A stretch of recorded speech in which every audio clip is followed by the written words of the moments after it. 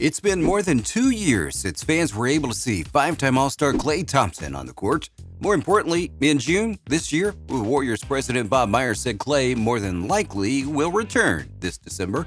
So let's check out how Klay Thompson is targeted to return to the Warriors for Christmas. Number 8, ACL Injury, June 2019. That was the last time we saw Klay Thompson in an NBA game as the Golden State Warriors star limped off the floor in Game 6 of the NBA Finals. He suffered the injury as he went up for a dunk on a fast break and landed awkwardly on his left leg after being fouled. He went back to the locker room but soon returned to shoot a pair of free throws before exiting the game for good.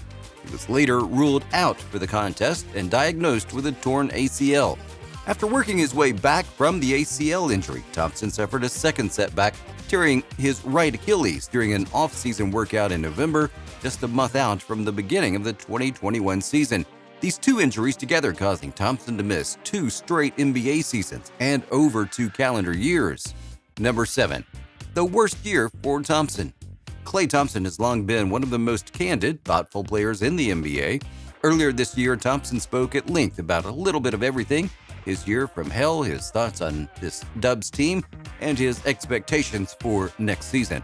Like many people, he spent time during the pandemic finding new things to do. I realized that all of my hobbies revolved around me being athletic, he said. I realized that I need to get some hobbies that allow me to be more creative because the human body can turn on you sometimes. He says he's now in a better headspace than he was in 2020. It was probably the worst year of my life, he told reporters. And it feels good to be back here. I feel love when I'm back in the Warriors facility. My roots are here. It was not easy on anybody. Everyone had their own trials and tribulations through 2020, but that was it for me. Losing my grandma Mary, tearing my Achilles, and I still think about Kobe every single day. I plan on being the all-NBA player I was, he said. I will not be settling for anything less. I'm too competitive to take a relegated role. That's not me. I can't wait, man. I've got a lot of pin-up energy. Number 6. Warriors without Thompson. There is no way to replace Klay, so it's not fair to expect Kelly Oubre Jr. or Andre Wiggins to magically turn into one of the best outside shooters and two-way players in the game. While the Warriors have started to develop some chemistry and a style of play more conducive to the talent on the roster, they still seem to miss the services of Klay. We will never know how good this Warriors team would have been if the injury didn't happen, but it is safe to say that they would have gotten off to a better start just because of chemistry and the shooting gravity that Thompson commands. Number 5. Point differential. One of the true indicators of how good a team is does not lie in their record, but in their point differential. When the Warriors were competing for championships, they were not just winning, they were dominating. They would win, on average, by more than 10 points a game.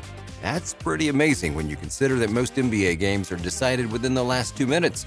Conversely, last season, when they were without Klay Thompson, they were the worst team in the NBA as they lost by an average of 8.7 points a game. This season, the Warriors have a winning record, 8-7 after 15 games, which is respectable in the West. However, their point differential is minus 2.6, which is 21st in the NBA this season. So, when you look at the results, there are really only 2 games where you might think Klay's presence could have resulted in a win: Indiana and Denver.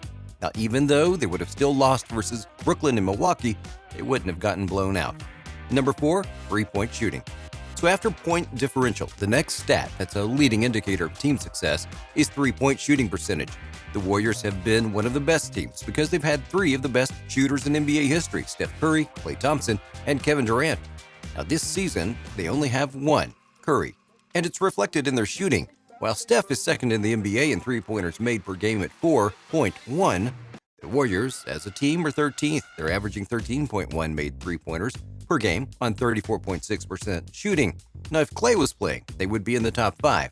His replacement, Kelly Oubre Jr., was awful in three-pointers, shooting only 20.7% on 5.7 shots per game. Klay would double that. In 2018 and 19, he shot 41.9% on 7.7 attempts per game, so that would dramatically change the Warriors' output on threes. Having Klay Thompson out there would also help Steph, who's been getting double and triple teamed. Klay's shooting gravity would make the game easier for Steph, who's only shooting 37.1% from 3 on 11.1 attempts per game. Thompson's presence alone would help Steph be more efficient as his field goal percentage would increase to his career average of 43%. Number 3, defense. The Warriors have always been known for their defense, so despite being without their All-NBA defender, they've still managed to be one of the better defensive teams in the league.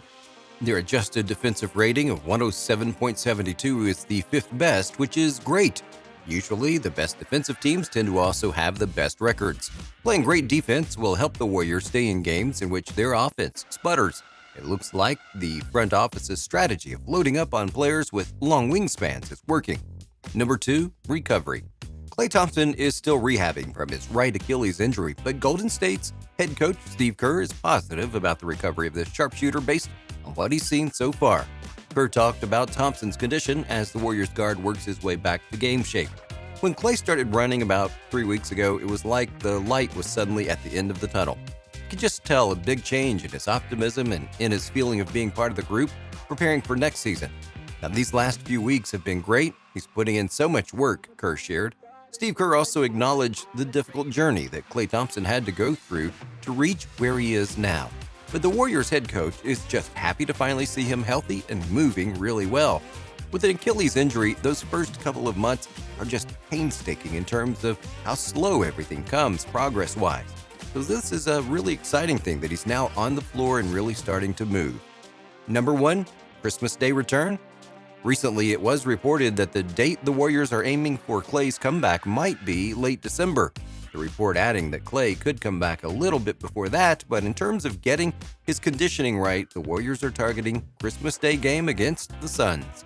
So that would mean that the Golden State Warriors won't have Klay Thompson to kick the 21-22 season off, but they are expecting to see him play this calendar year. Besides, Christmas is arguably the most important set of basketball games until the playoffs, so getting Thompson back on national TV would be ideal. The Warriors will hope to just keep alive until they get him back, and if Curry continues to play at an ultra-high level, there's no reason to believe that they will drastically decline. Regardless, Thompson's return will take them from a playoff contending team to a championship contending one. While it doesn't do the fans any good to wonder how much better the Warriors would have been if Klay hadn't got hurt. Nevertheless, Thompson coming back does not automatically make them the Warriors of old again, but with some fresh faces coming in alongside one of the best three-man groups in the league, the Warriors will no doubt be back in the mix in 21-22. Moreover, bringing back a player that scored over 20 points a game his last 5 years in the NBA will be huge for this roster, one that lacks a scorer of Thompson's consistency and efficiency. So, what do you make of Klay Thompson's return? How excited are you? Let us know in the comments below. We hope you enjoyed watching this video as much as we enjoy bringing it for you. We'll see you next time. Goodbye.